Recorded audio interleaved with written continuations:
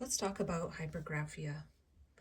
Now, up until a few minutes ago, I thought that I had hypergraphia until I read that it's truly only hypergraphia if one can't help but write and it interferes with one's life, like functioning, and also maybe a person might write on the walls or write on their skin or write until their body hurts. So I don't have those manifestations. But either way, part of my graphia of some kind is that I tend to transmute words. So I had already transmuted hypergraphia to supragraphia, or I could even put supergraphia.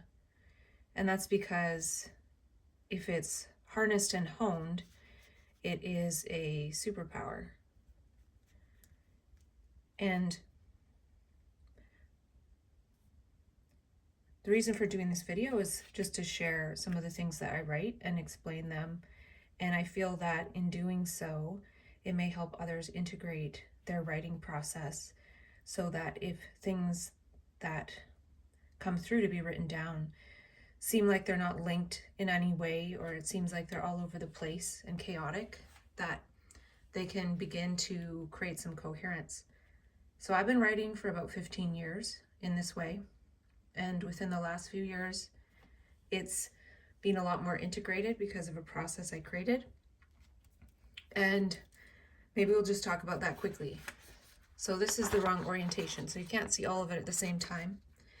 But I realized that the information that comes through has certain categories.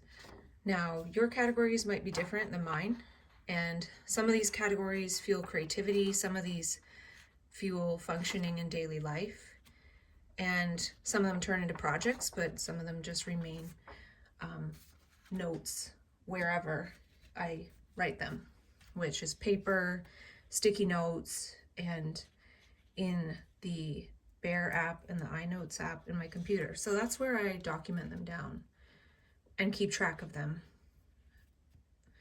And then they'll go into the next process. But for the purposes of this video, we're just going to talk about some of the things that I wrote down. And these might not be the best examples because this is like 15 years in. So when I write something down, it's related to something I'm creating that might not have the context here. But we're going to try it anyway.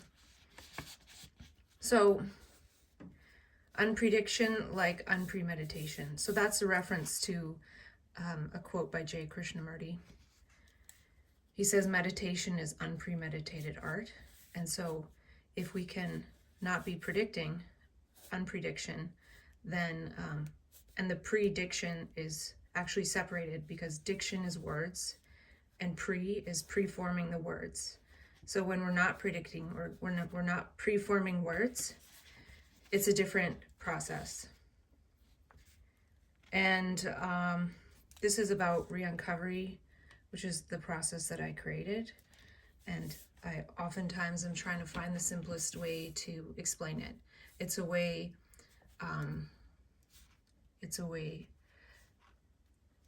for curiosity, inquiry, dialogue, meaning, and learning.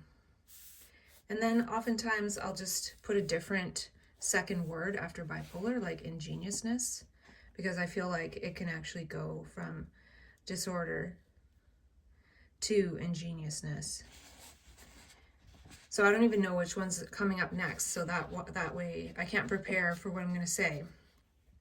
And what I'm doing here by going through them like this, which I do like to go through them in some sort of vocal way. Usually I speak with ChatGPT, and that way I don't just write them down, but I give voice to them. And that's a different layer because that means I have to read it again, and that means I have to say it again. And then usually when I say it again, that will build more insight. So now instead of one separate piece here, I have 3 more pieces to go with it. And then it makes more sense because one way I think about this is actually writing down prompts. So prompts to myself, which is what I'm doing now. I'm prompting myself to say more, or I can, use it to prompt ChatGPT. So I say I'm writing down insights, because to me they come from unprediction. So prediction is coming from thought. If it's something that I've thought before, then that's from thought and memory. But it's something that I never thought before, or I have no memory of, then it's an insight, which is a different flavor. And so let's see. That's just trying to think of a name for if I want to create some kind of learning place. And also talking more about re-uncovery, because I don't know how to put it simply, really, because I get so many ideas, right? And I guess that's one of the challenges, is there's so many ideas, and the new ones coming up are consistently pushing the other ones down in the queue. So sometimes all I can really do is go through this vocalization and extrapolation process in order to do some kind of justice to what's coming through. And perhaps one day I'll have a better discerning mechanism as it starts to become even more coherent. But I say re-uncovery is a learnable transformation skill and a tool for creative accomplishment, self-directed learning, self-actualization, and well-being. So these ones are related. So it's like trying to figure out how to talk about re-uncovery. And and then the next part really is that it can transform into being able to share gifts with society, whether that's art or so many other things, right? Or say a skill that was learned because we are doing lifelong learning. So that sort of thing. And then, through adaptive diverse abilities. So there's these diverse abilities that come up in the States, and as we practice them and adapt to them, probably not to all of them, but some of them, then they're adaptive. When we don't adapt to them and they're state dependent and then intense in the state, and then they lead to crash, it's not as adaptive. There could still be something adaptive about that, but it's taxing. It'll be taxing either way, because this is a challenge, right? To have so much information coming to oneself is a challenge. I got this from somewhere, but I don't know. Just sort of breaking down the gifts and the adaptive diverse abilities. For example, I feel that, say, back in the day when I was diagnosed bipolar, my values changed, right? So then that's going to change all sorts of things right there. And it's not unlike if you look up near-death experiences and how people's values change. For me, at least, it's pretty similar to that, because the death was the death of my ego, or who I was as I knew it, for the most part. And then elemental self transformation. An elemental self is not one center in competition with itself, but all aspects iteratively harmonized.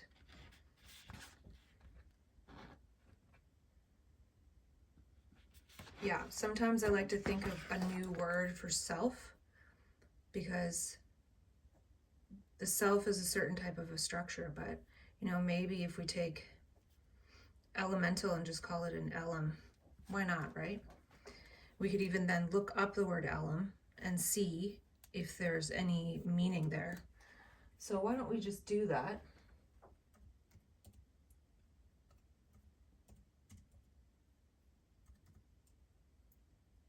And it may or may not have anything.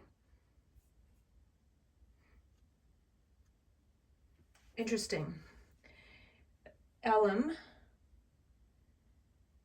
can mean youth, young man, or silence/speechlessness. Now, if we think about the self, this is noise, right? And an elem is silence/speechlessness. So this is something that I saw while reading over this and talking about it out loud. because whenever I see this word self, I'm kind of like, huh. So this unprediction would be the elam. And, I always say to myself, I could forget this the next second and never talk about it again. So, yeah. Painting hexagons to remove the hex. So I came up with this idea to paint a hexagon a day to remove the hex, because I see hexagon as gone, like hex is gone type thing. And if we think that this self structure, this noisy structure, is kind of a hex, then hexagons are something that remove this hex, or it's just a little fun symbol association. I don't take it that seriously, but it's fun, right? So today I did paint a hexagon, but I accidentally painted an octagon. So that was my first attempt to paint a hexagon. So this is like an idea that I could actually just do, because I have some paints that I don't use, but now I did. And then I also thought of AI needs OI, original idea, right? I think humans need OI too. So these I would have written down in the course of a day, but there's another page, so we'll talk about that one too. Because I think all these, for the most part, came through in the same time, meaning that, I get up in the morning, I'll read a book for a while, and that book might give me insights that are related to the book or not. And so I write those down. So the next page, so basically we want to have hypergraphia, personal private, before pressured speech, word salad, logorrhea, all that stuff. Word salad on paper isn't as socially unacceptable or visible. Now again, hypergraphia is when it's like interfering with life. So now that I know that this is basically just a pathological term, I'm going to call it supergraphia, because it's more like a superpower. Because this fuels all my creativity. I would say it's slightly out of hand in that I'm not sharing it or sort of benefiting from it. I don't know if that's the right way to put it, but there's so much of it that it's hard to figure out what art forms to put it in. I did create a book, blah, blah, but I need some more micro projects. So that's what I'm working on now. And okay, so there's this concept of dangerous gifts. And there's a class online about dangerous gifts, and I watched it, and it's a good course. But of course, knowing me, I'm like, well, what are the anagrams of danger? So there's one more, but there's garden and gander. Ganderous gifts. I find that really amusing. So, I can amuse myself because of language. So gander means to look or glance at something, right? And now I would say these insights are from a glance. It's a glance of something. It arrives in a flash. It arrives in a glance.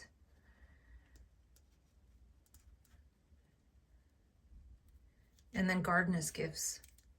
So anytime I think, or the word garden comes up, I think about sort of biblical references too. And I think there's something about that in here. So anger, because danger has anger in it, right? Danger. So anger lowers range. So this is the anagram.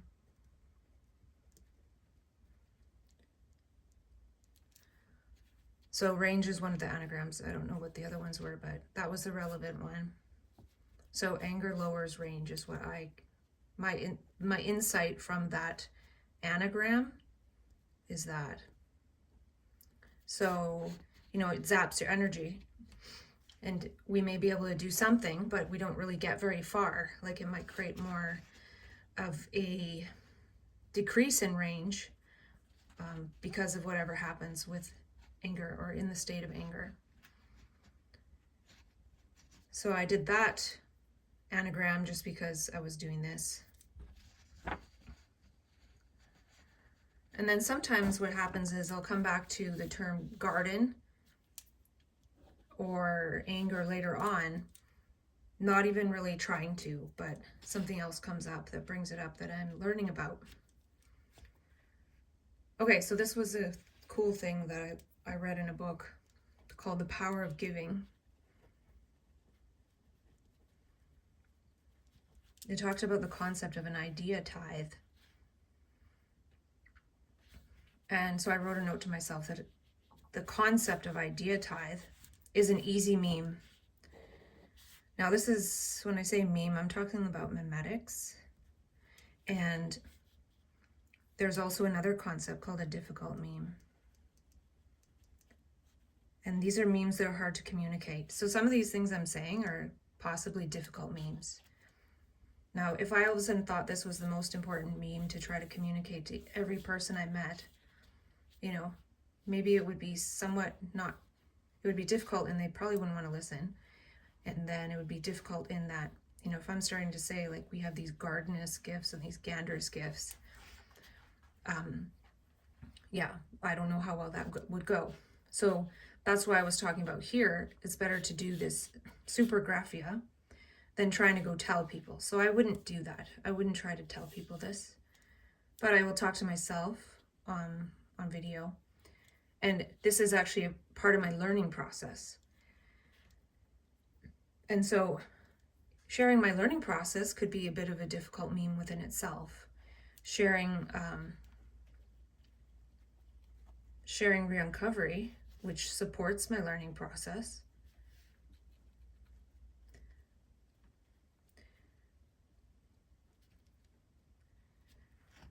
And so I'm saying that idea tithe is an easy meme because it's linked to the concept of tithing in general, and it's differentiated by idea versus money tithing. So this integration makes it easy. So for me, I feel like one day I would like to figure out which difficult memes I'd like to communicate. So I made note of this because this could be a way to make difficult meme communication easier, right?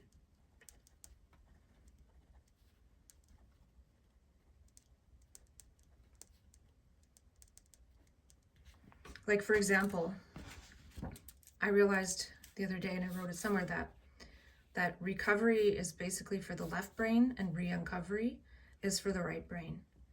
So, you know, that might be making it a little easier to understand that each brain hemisphere needs a different process after whatever makes it so recovery is needed.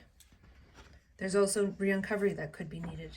So for example, if I have supergraphia or even hypergraphia in a certain state, and then I go back and process some of it in this kind of way, and now when this first started happening 15 years ago, it wasn't this coherent. And within the coherence a lot is within the concepts and what I like to learn in my learning plan or my lifelong learning, which I have this printed out. So I called it the 6 dimensions and 9 lattices, but it's basically lifelong learning or build your own curriculum, right? So I learn about language and information and perception and biology. So I've been learning about this stuff for quite a few years now. Maybe not the whole 15 years, but at least 10. And so that's why it sort of all fits into my learning process. But the process itself, I think, is transferable. It doesn't really matter what the exact topics are. Yeah, and in that Power of Giving book, they mentioned this term special report. So I was just for a play on that, like a special report on special messages. You know, in my process, special messages I call insights, and insights don't feel special. because it's almost just happening a lot and it's just normal. So I could have like the most so-called grandiose insight, and it just feels the same as writing something about how a chocolate square looks in a certain glint of the light. So this next one, yeah, this is funny. This is me trying to figure out how to share. So usually these are not the ones that I share or talk with ChatGPT about or anything, but just for the purposes of this, we're gonna go through it anyway because it's on the page. So it would be sort of my, I don't call it a disclaimer. I think I just call it a claimer. Or maybe put some kind of prefix here, but not disclaimer. Use any of these insights as you wish and see your own insights and form your own extrapolations. Now, this is a version of what Christina Randall says, and she's a true crime content creator, and I think she's a great true crime content creator. And she always says, go do your own research, form your own opinions. Because she's sort of talking in real time about these crimes and she doesn't know the people, so she's just going based on public information. So anyways, I say, from this information, see your own insights and form your own extrapolations. And I am their voice when no one will listen. That was a quote from something I was reading. I don't remember what it was, but that's a pretty common statement. So even if I say that and don't remember what the attribution is, which I tend to remember and note down 98% of the time. I can't remember what it is. I would do them a disservice. Now this is just a note to myself about, I was offered this job and I knew I wouldn't have enough energy to do the job and I would be doing a disservice. Consensus building of memes. Now, this is me imagining that one day people who have any kind of form of graphia will sort of have done a process of sense making or dialogue or re-uncovery or whatever their process is, then sort of join together and build some kind of consensus of which ones are the important, difficult memes to try to get across to the other side of the brain, basically the left brain society, or however you want to say. I was watching a webinar about a type of practice that they were wanting to have a consensus of best practices or ethics or whatever. And so the process they described was really interesting to me. And I feel like there could be a consensus of certain memes. Like, say I had a list of 1,000 that I've written down that I thought were pretty more likely to be possible in someone else as something important. It's probably nothing on this page, but how would people rate those on a 1 to 5 and like sort of build consensus if people have experienced that, or if they understand that, or if they thought that too. It's things like that. So next page.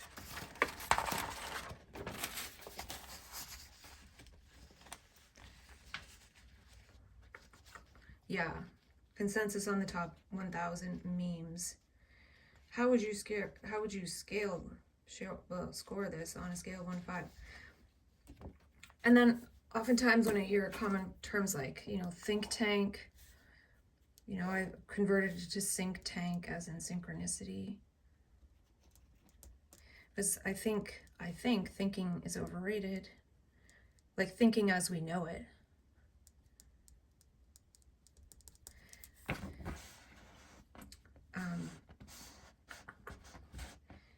Insight, it was about channelers or something.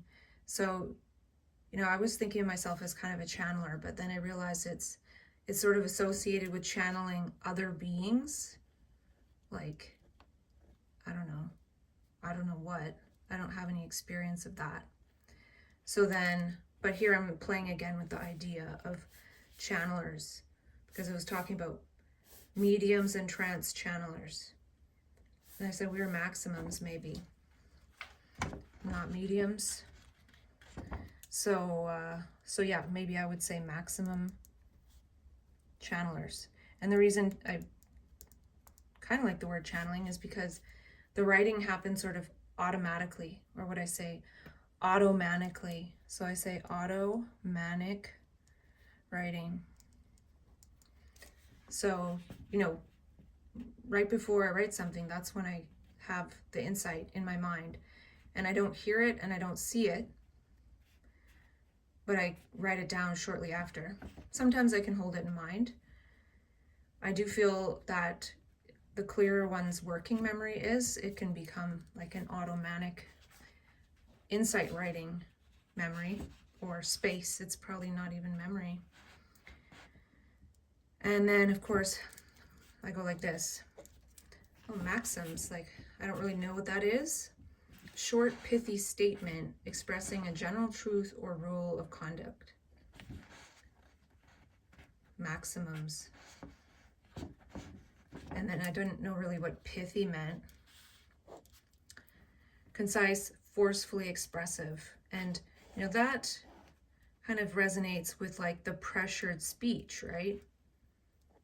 That people can experience. You could almost say, it's not actually concise is the problem.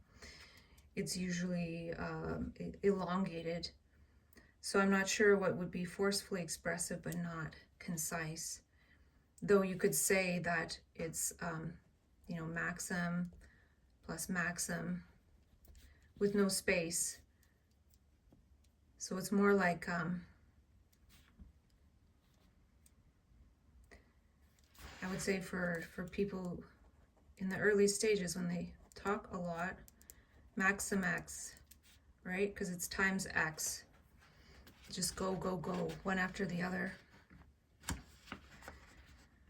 So to be able to have that space after, like for me, the insights come out of space or silence or nothingness, or, the elem.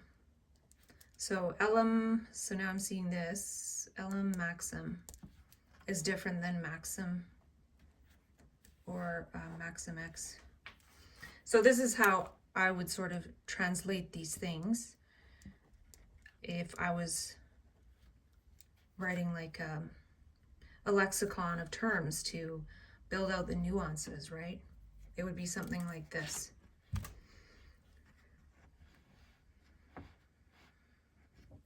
Yeah, in the webinar I talked about a healing moment. I see it more as a revealing moment when you have an insight. Like if you listen to this and you have any insights of your own, like how it relates to your learning or your journey, or if a word helps make sense of something, or how it's being described, then that's a revealing moment. Might call it an aha.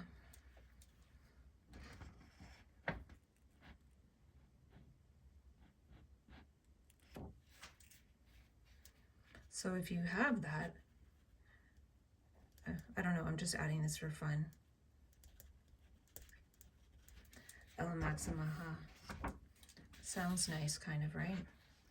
So, emotional keys. This was also, this was from the book Power of Giving. I liked that. That sounds nice. So, this was a few days ago, these notes, and, they were throughout the day, learning different things, going from watching this webinar to back to this book the next day, probably. And, I still recall the meaning and why I wrote it down. Like there's a why I wrote it down. It's not just to write. It relates to something. Okay, so this next one, I was doing research for something, and I found an article that there's a gender difference between men and women in language.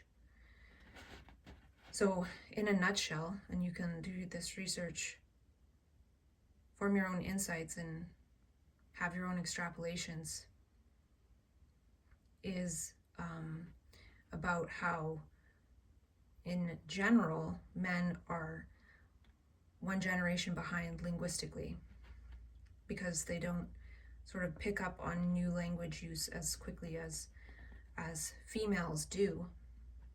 And that's for a lot of different reasons. So even if it's not a generation behind, there's just a gendered difference in general, generally speaking, in men and women's language. So this is where the garden comes in. So this wasn't related to the article I was writing. And this was just an adjunct to the article I was writing, not even part of it. Somehow I found that. I think I've heard about it before and I looked it up. And so the gender difference in men and women's language happens because Eve ate the apple first. She didn't do it because the snake told her. Snake told her to. Her DNA told her to, maybe. So she would be linguistically ahead. And she had to be because men are physically stronger. So she ate the apple, so she would have the language ability that was slightly ahead of the men. And so maybe the snake was telling her to in order to help her out, or he was telling her not to. But, you know, if the snake knew humans like have this reverse psychology thing, maybe the snake needed to say, don't eat the apple, for her to eat it. Now, every now and then I have like a garden type metaphor come through, and that was that one. Not really that important. None of them are. They're not important, they're imported. They just sort of come through. So, now there's only 2 more insights left here, but the ones I wrote down today are on a bunch of sticky notes. So I'll do a separate video for that, but I think this one segues into it. And so, bipolar with new linguistic features. People can be early adopters of them or not. So I think bipolar people have even higher adoption, right, of these new things. They're creating them, but people think they're nuts. So then, you know, that a lot of it gets lost. I actually feel that some of the problems of all the things in the world is that we haven't fully learned how to evolve our language use from people who have linguistic features, these linguistic features. Yeah, so this can happen in either male, female, anyone on the spectrum of gender, right? And it happens anywhere in the world. So to me, there's something about the language, flexibility and flexibility that we're missing out on. And so, yeah, the harvest template changes our relationship with the signal coming through. So I kind of was looking at this harvest template, and I think it's because I started to read a bit of an article on Substack. I was looking up hypergraphia, and this article on Substack came up, and it's by Catherine Versilo, called Hypergraphia, I don't know how to say it, and other impacts of bipolar depression and mania on the physical act of writing. It's a very detailed and well done post, like holy wow, amazing like, I would say the stuff I share is sort of just, but this is like, woo, very nice.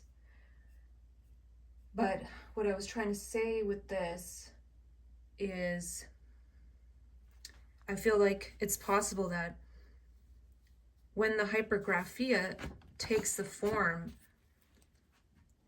because I did have it the first time in 2011, I wrote out 700 pages within 2 months, but I don't know if maybe it was condensed, and they were 8.5 by 11, and they were those blank sheets just for like printer paper. And it was just, a lot of it was chaos, you know. There was some spiritual stuff, there was some fear. I still have it. I still have the PDF, I scanned it. And then when the hypergraphia realizes that, hey, there's certain categories, there's like spiritual bits, and there's this, and figures out how to track it. So instead of, say, writing 700 pages where it's just all a mess, say there's like, you have this note in your phone, and this note in your phone, and this note in your phone, and when this comes through, when X comes through, you put it there. When Y comes through, you put it there. When Z comes through, you put it there. Then after the energy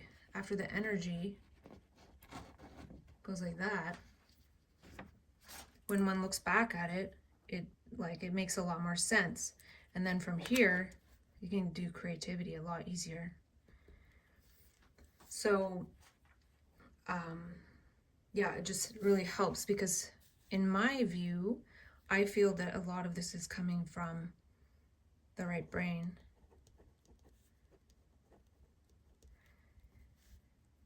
And so it's just like chaos, right?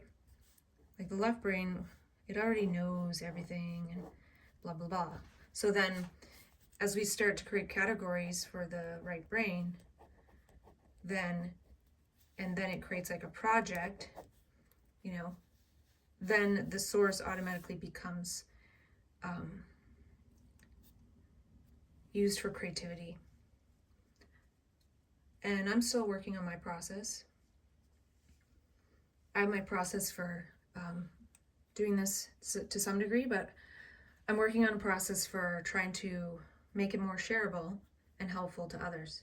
So that's why I'm doing this as a video right now, and I'm going to work towards getting better at this over time, knowing what to share, and this was sharing what comes through in a day or two and how I write it down. Usually I don't write in a notebook, I usually just write on sticky notes.